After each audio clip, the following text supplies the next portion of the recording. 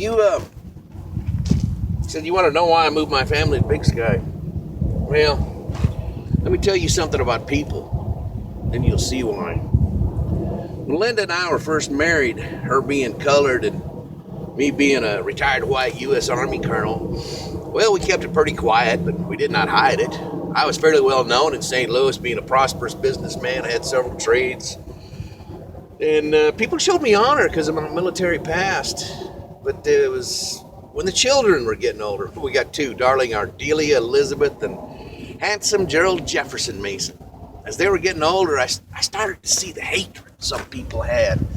Some folks withdrew their business from me completely, and others, well, they just stopped coming around. I was busy working in my shops and running my businesses. I didn't pay it much mind till one day.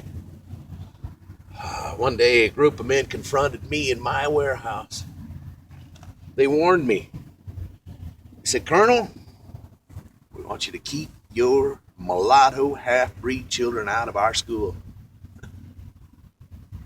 Out of their school.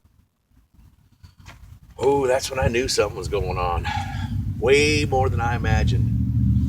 I talked one day, holding my dear Linda's hands on the front porch, sitting there face to face. She broke down and told me. She told me many things she'd protected me from. Me, being the colonel and all. My heart almost broke. She told me how Ardelia and Gerald had been dealt wicked name-calling and severe bullying for years. For years. She told me all they went through, being half-colored and half-white. And people only saw the colored. Well, one day, I was out in my engineer shop. I had the children with me, and I was tinkering and telling them stories. They love to hear my stories.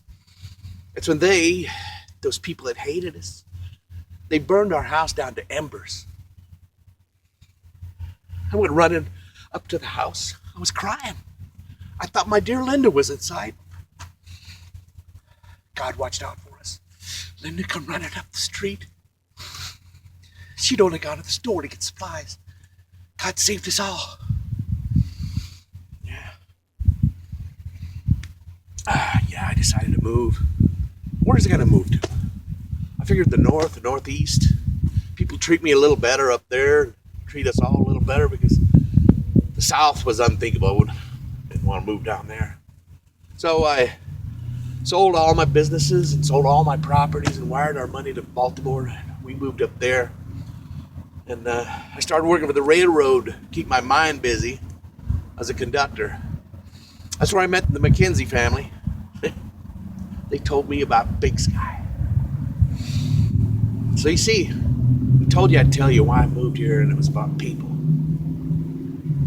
People. That's why I moved to Big Sky. Well, if you'll pardon me, I have an appointment with Mr. Monty Yoder about building my family a house.